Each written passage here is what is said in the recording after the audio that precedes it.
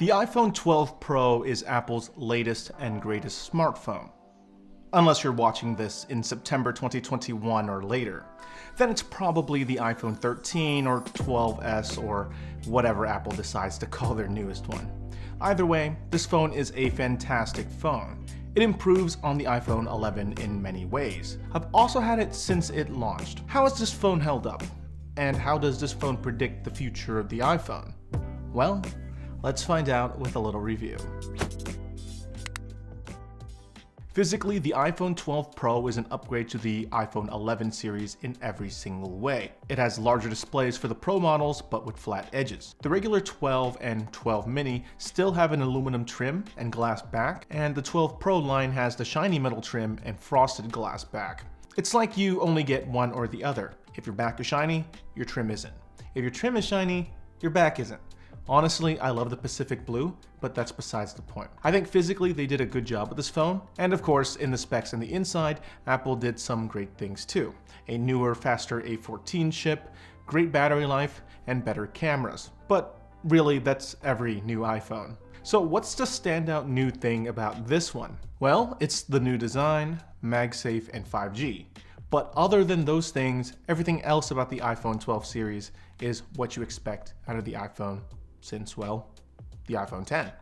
It has good speakers, good OLED display that's now on every model from the iPhone 12 mini to the iPhone Pro Max, lightning ports, Face ID, and same good battery life. So instead of reviewing every aspect of this phone, because if you're watching this, you've probably already seen millions of reviews to either solidify your opinion before buying this phone or are right now trying to justify your purchase of one.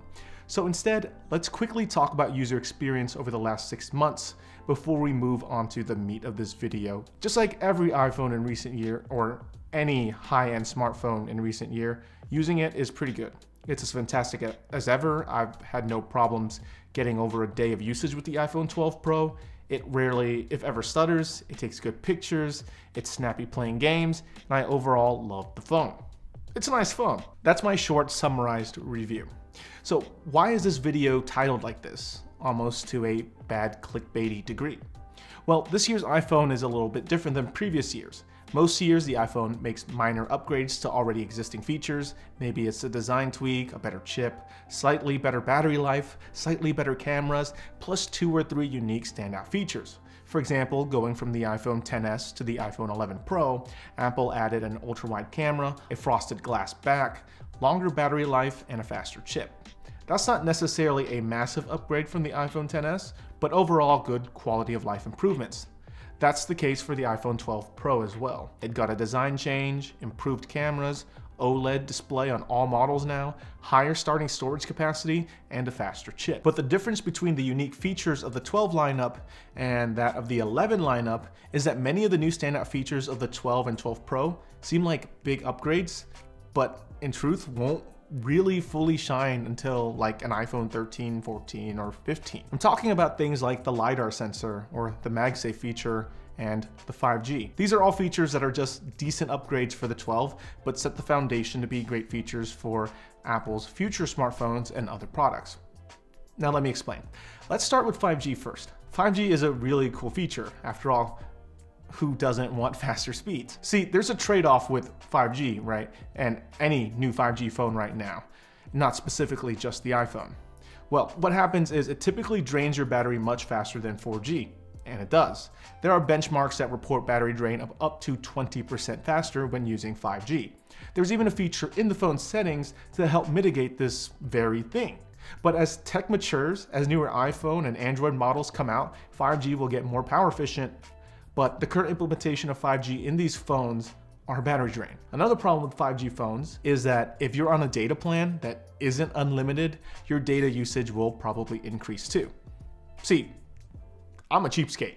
I'm grandfathered into a 4 GB of monthly data on my personal phone, and I refuse to pay $70 for unlimited.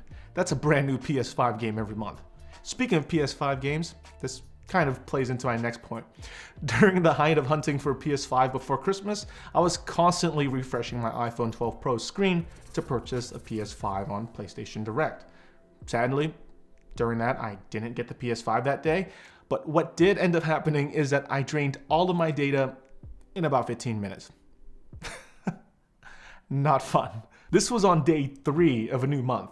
It's definitely my own fault for draining it, for sure, but I've never experienced anything like that. And consistently, every month since then, I've run out of data.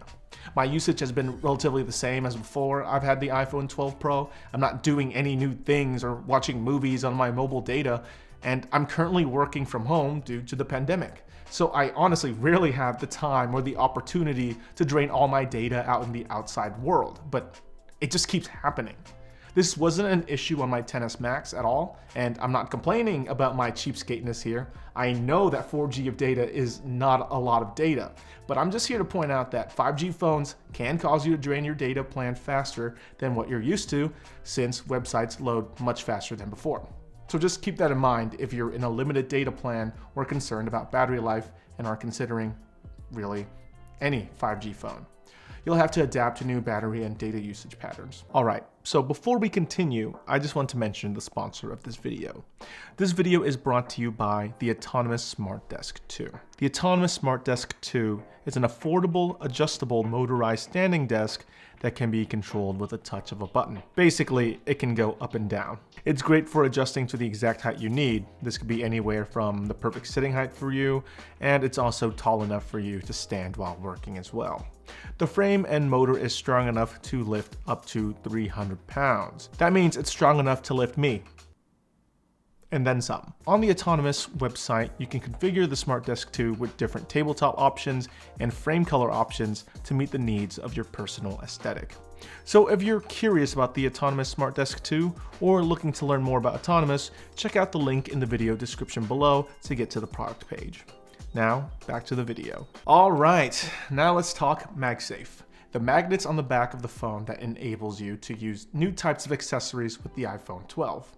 It's definitely a feature that was hyped up at launch. Personally, I will admit that I was 100% on that hype train, but if I'm gonna be honest with you, after experiencing it firsthand, it felt flat. Like that soda you left out in the open for 4 hours, that kind of flat. At launch, there wasn't that many accessories for it, and the ones that were available were expensive. And honestly, the reality is, MagSafe is a feature that's gonna take some time before we can really determine how good it can be. Because how good this feature is determined by, well, how good the accessories that play nice with it are. The first MagSafe products released were by the big boy Apple themselves.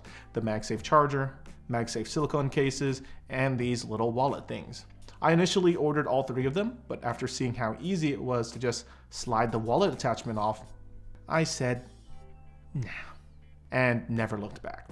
So I got the case and MagSafe charger and tried using them for about the first month or so. The MagSafe charger was just annoying. It was pricey at $40, and every time you wanted to pick up your phone, you'd have to pull the puck off. So I thought, maybe you should be using this more like a traditional charger, right? And use my phone with it still attached on the back. But then you realize the cable's too short to really use it that way. Also, to get the advertised 15 watts of wireless charging, you have to use Apple's 20-watt charging brick, which is, by the way, not included in the box with the MagSafe charger. That's $20 more. That's basically $1 per watt on the brick and way too rich for my blood. So after my first month or 2 of owning the iPhone 12, I thought this feature might be the big G word, you know, a gimmick. Did you know that in 2019, the Apple accessories market was valued at $19.9 billion? That means the chance that companies make really, really cool MagSafe accessories for the iPhone 12 and the future iPhone 12s, iPhone 13, 14, 85, 69, 420 is high. After all, it's a huge market that's just waiting for great accessories. And that's exactly what's been happening since its launch. For example, Anker, the brand everyone loves for battery banks, has a wireless charging MagSafe battery bank that just magnetically attaches to the back. Moft has this really interesting MagSafe wallet kickstand thing that, at least from pictures, looks better than Apple's leather wallet attachment. Belkin has their Car Vent Mount Pro that keeps the phone in place while driving. Right now, it's a little too early to call MagSafe a success, but it looks to be approaching that direction as time passes. Finally, there's the LiDAR sensor. Its first appearance on an Apple device was the iPad Pro. than the iPhone 12 Pro line. It's a light sensor that uses lasers to determine range. It's really useful to quickly measure something if you're not looking for it to be 100% precise. And it's actually come in handy for me when just trying to measure things out in the house we just moved into, so that we know how big our new furniture can be. What makes this LiDAR sensor great is its capabilities in aiding in AR, since it does make what the camera perceives as distance a bit more accurate. This can be used in aiding the creation of AR and VR apps and programs, and is probably why there's rumors of an Apple AR and VR headset, and rumors of LiDAR making it into the non-Pro iPhone soon. With so many devices equipped with LiDAR, it would make it easier for developers to develop better AR apps for Apple devices and their rumored headsets in the near future. So, in the end, what was I really trying to accomplish with this video? Honestly, it was just to say, I think it's interesting that the biggest, most standout features of the iPhone 12, MagSafe, 5G, and LiDAR, as is, are just decent features or decent upgrades. It's nothing with the major wow factor. Yet over time, these features could develop and mature enough to become a huge strength for future iPhones and other devices. That's not to say the iPhone 12 series is bad. They're great, but the iPhone 12 series is just a small glimpse into what's really in store the next few years for the iPhone and other Apple products. Either way, that's just my theory. Okay, you probably didn't want to hear that. I need to stop. This was supposed to be serious. What I say may or may not end up being true. After all, I can't predict what they do, and I can't predict the future. But what do you personally think? Do you think my points are valid? The phone's already been out for, 6 months now? Do you feel different about it than I do? Did I miss anything?